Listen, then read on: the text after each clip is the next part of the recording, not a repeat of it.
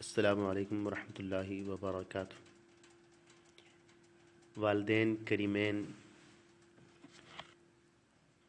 ہر ایک دونوں اپنی اپنی جگہ بہت اونچا اعلیٰ مقام رکھتے ہیں۔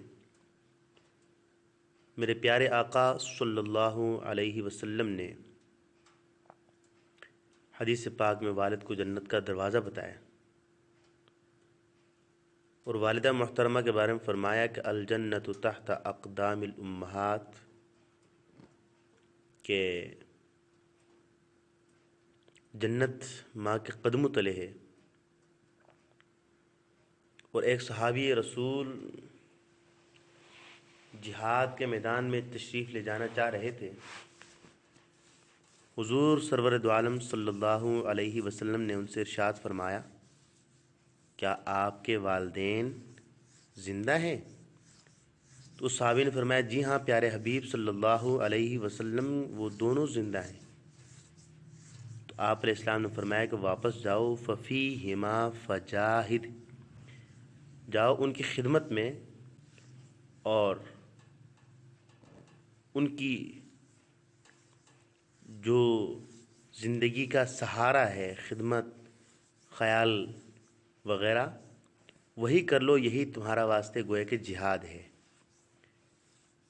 اگر کوئی فرد نیک کام تو کرتا ہے،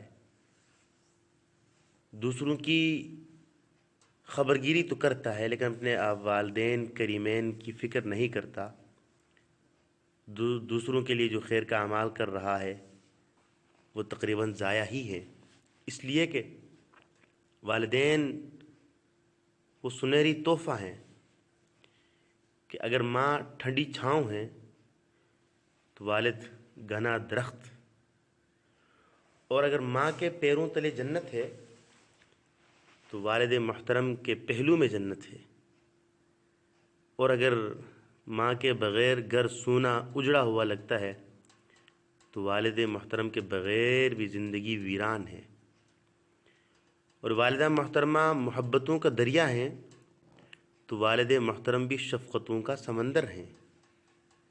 والدہ اولاد کی رفیق ہیں تو والد اولاد کے لیے شفیق ہیں، اور اگر والدہ تحفہ خداوندی ہیں تو والد صاحب رحمت خداوندی ہیں۔ بہرحال ہر ایک کا یہ جذبہ ہونا چاہیے کہ میری ماں میرا فخر تو میرا باپ میرا غرور، اور میری ماں میرا عشق تو میرا باپ میرا جنون۔ بہرحال ساتھیوں سے گزارش ہے کہ والدین کریمین کی شخصیات کو غنیمت جان لیجئے کہ یہ وہ دولت ہے جو چھن جائے تو دنیا کی کسی مارکیٹ میں دوبارہ نہیں ملتی۔ اولاد اگر بیٹا مر جائے تو دوسرے بیٹے کی امید ہوتی ہے، ایک بیوی مر گئی دوسری بیوی کی امید ہوتی ہے، اور اگر ایک بہن مر جاتی ہے تو دوسرے بہن بھائی ہوتے ہی، لیکن والد صاحب چھن جائیں، والدہ محترمہ چھن جائیں تو پھر یہ دولت دنیا کے کسی بازار میں، دنیا کے کسی شاپنگ ہال میں، دنیا کی کسی مارکیٹ میں، دنیا کے کسی سنار کے پاس، دنیا کی کسی بھٹی والے کے پاس یہ چیزیں نہیں ملتی۔ جب تک والدین حیات ہیں خوب ان کی خدمت کیجیے، اس لیے کہ میرے حبیب صلی اللہ علیہ وسلم نے ارشاد فرمایا، محبت بھری نظروں سے والدین کے چہرے کو دیکھنا بھی حج اور عمرے کا ثواب ہے۔ صرف چہرے کو دیکھ رہا ہے، بس اتنا ہے کہ محبت بھری نظر ہے، ادب بھری نظر ہے۔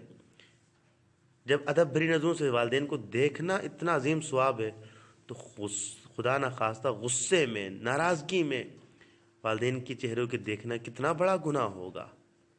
اس لیے کوشش کیجئے گا کہ خوب والدین کی نظر، چہرے پہ نظر جمائی رکھی جائے، اور محبت سے، جتنی محبت انسان سوچ سکتا ہے اس سے بڑھ کر محبت سے والدین کے چہرے کو دیکھا جائے۔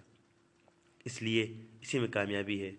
امید ہے آج کی یہ باتیں آپ کو پسند آئی ہوں گی، اور بھلائی کی بات پھیلانے میں، بھلائی کی بات دوسرے تک پہنچانے میں بھی اتنا ہی ثواب ہے جتنا بھلائی کی دعوت دینے والے کے لیے ثواب ہے۔